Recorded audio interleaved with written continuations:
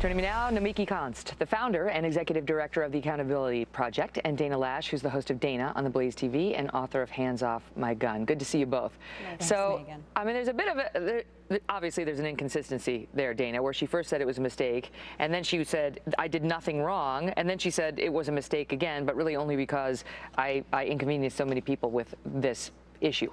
Yeah, well, Megan, it was more than a mistake. I mean, what she was doing, other people they've been charged for lesser offenses. No, what she did was illegal, and the word is that the FBI has enough to indict her now. That remains to be seen if Loretta Lynch follows up on that.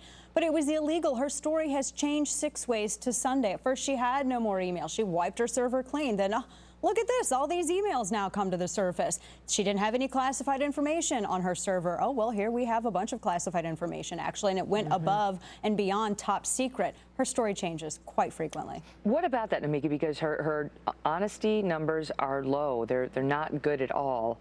And is it this sort of problem? Like, just, you know, sort of get your line and then stick with your line. I mean, the ideal world is you just keep telling the truth over and over and over, and perhaps that's what she's doing, although inartfully. Well, I mean, to be fair here, first thing, it wasn't illegal. And Dana, you know, you're an expert on guns. You're not a legal expert. No, Nomiki, it was actually illegal. It wasn't illegal, and if it were, so I don't really need to take the insults as a deflection. You are a lawyer. I'm a lawyer, and I'll settle this once and for all. We don't know whether it was or it wasn't. Right. Go ahead. Exactly. So the Department of Justice is looking into that now. And as Hillary has said throughout the campaign, let's let the Department of Justice do their job. You know, so far there's been no criminality, and she had approval to set up this separate server. Okay, but you're off on a tangent, because I'm talking to you about the messaging she's given. Why? This adds to the perception of dishonesty, unnecessarily perhaps. Maybe she's got a straight story, she should just keep telling it. Yeah. But why is she going from, it was a mistake, for weeks she didn't say anything. Then she came out and sort of defended her behavior. Then finally she got around to it's a mistake. Then she begged off of that, saying she did nothing wrong. Now she's back to mistake again. This is not helping her campaign. But if you think about the last 25 years, 30 years, the Clintons have faced scrutiny over everything. If she trips over a curb, she's scrutinized by the right. If she coughs at the microphone. If she coughs at the microphone. If she wears her hair in a ponytail, people make fun of her. So, you know, coming from that perspective, I think that she was always on the defensive, knowing that no matter what she does, the right blows it up. 15 different blogs blow it out of proportion, misquote her, and start calling her a criminal. She's running for president too. Right. I mean, that's what we do. And there's so few candidates on the Democratic side. We have, so few to talk about. So, but let me ask you, Dana, because we've seen the same thing happen on a couple of different issues where her messaging is just, it's not consistent. We've seen it in Benghazi, and we've seen it here in the email issues, and it makes people believe they're not getting the straight skinny. Is that solvable for her? Because this seems to be a pattern.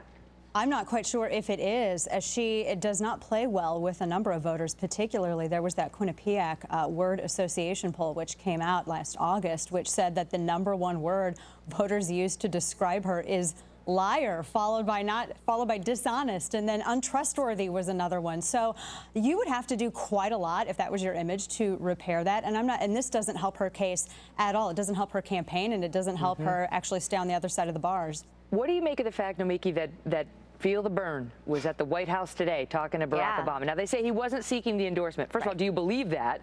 And should we be reading anything into this? I believe it. I believe that the president is going to stay out of this one. I mean, he would just be setting up a disaster here. You know, the president's very popular with Democrats and with young people. And when in a Quinnipiac poll this week alone, 78% of Democratic voters under the age of 44 are siding with Bernie Sanders. And that is a big message right there. That's the future of the Democratic Party. But is that good or bad? Because I want to break that down, because Hillary is winning with the older people on the Dem side. Bernie's winning with the younger people on the Dem side.